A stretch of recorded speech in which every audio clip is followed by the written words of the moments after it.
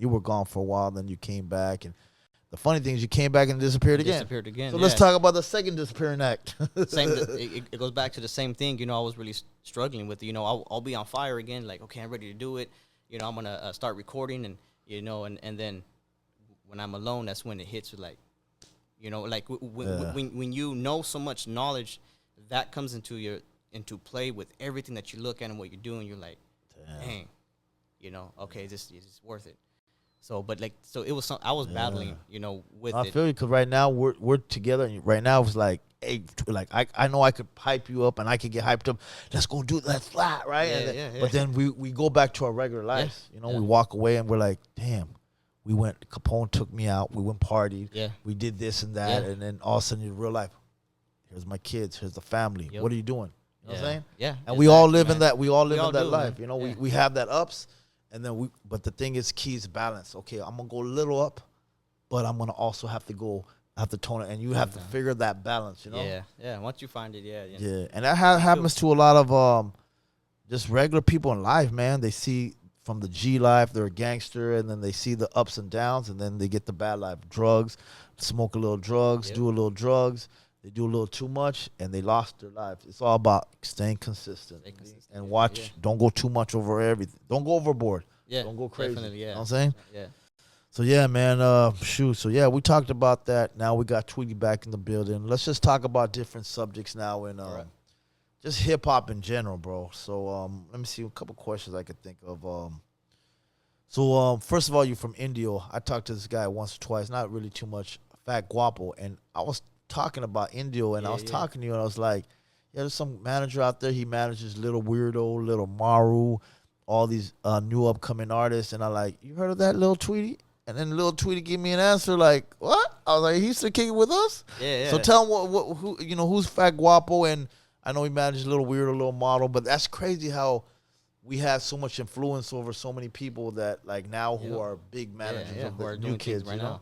Yeah, and it actually started in back in middle school. So like their brothers, his brothers and my brothers were homies. So that's how we met. So growing up in school, I remember I was just barely beginning to write way before even making records.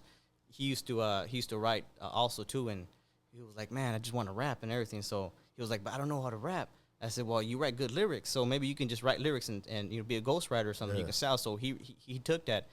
Even some of my videos, he was around, and you know, we hung out. So we were just we were actually homies. You know, we're really good. And now that he's managing, you know, artists and he's doing his thing. So when he used to watch you doing your thing, I mean, like, did you ever think like this guy right here is gonna be in the music industry, or you just think, oh, he's just a guy watching me? No, you know, he was actually a big homie to a lot of little homies, you know, and so, you know, I was thinking, okay, you know, this guy's getting himself out there, you know, in the street life, but then him doing the music, start doing these things, I'm like, it was just pretty much like the hell, what?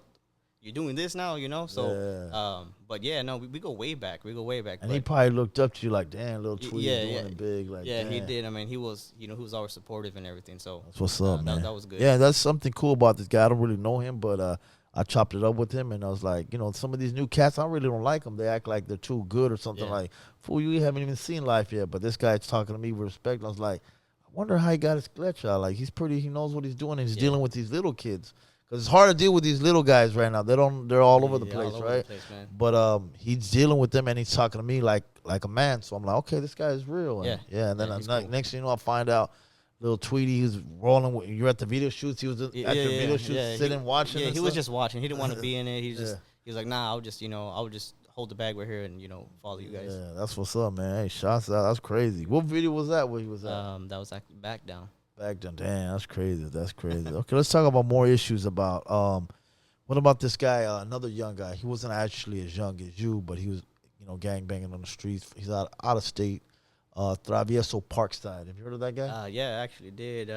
Rest in peace. Rest in peace, man. Yeah, I was listening to some of his music for my sons, you know, so they're, you know, it's that kind of generation music that we have now, and so I started watching him and everything, and you know, and then I found out that he had passed away, and I was like, man, I was just watching this guy a few days ago, you know, watching his videos and everything. They were putting me up on game on him and everything, and then he ends up passing away, and I was like, man, you know, it's doing music, we do it so we can make it out of get out the hood, get out the hood, and it's I understand, some of us, we still, bring the gang activity into the music, but you don't want to really, just isolate your audience to just your neighborhood and then it causes, tension between other places. If you're really trying to, make that money, and you gotta, just put that to the side, not losing respect for yourself or anything, but what I'm saying, like just have the music to get you out. Well, that's why I think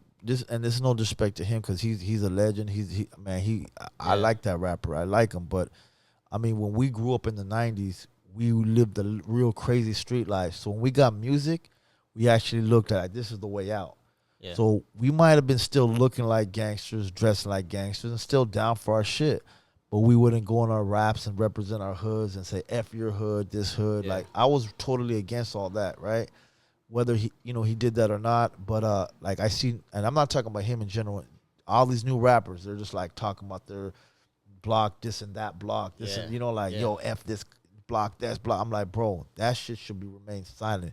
Yeah. Because that, when you really speaking, real pedos going down. Oh, definitely, yeah. And when you real, you don't want to speak on it. So I was like, you know what? I'm going to start doing little love jams for the ladies, this and that, because I'm like, I can't talk gangster shit because I am on the streets doing gangster shit. Exactly. Yeah. You know what I'm saying? So it's like, it was just something that I learned in the 90s. And I think nowadays, kids' generation, they're just all over the place. But, I mean, man, that fool was dope, though. That fool. Yeah. He was a spark of light for the real music that was coming back. You know what I'm saying? Yeah, man. Yeah, when I heard that news, I'm like, what? Yeah, I was just crazy, messed up. Man. Like, I just wish he had some older homeboys, too. And he probably does, but give him a little clecha. Like, hey, homie, we got to move like this. You got to move like that. But we can't call it. Like, he could be moving smart, and he still got into it. Bullets don't have no names, man. It's destiny, man,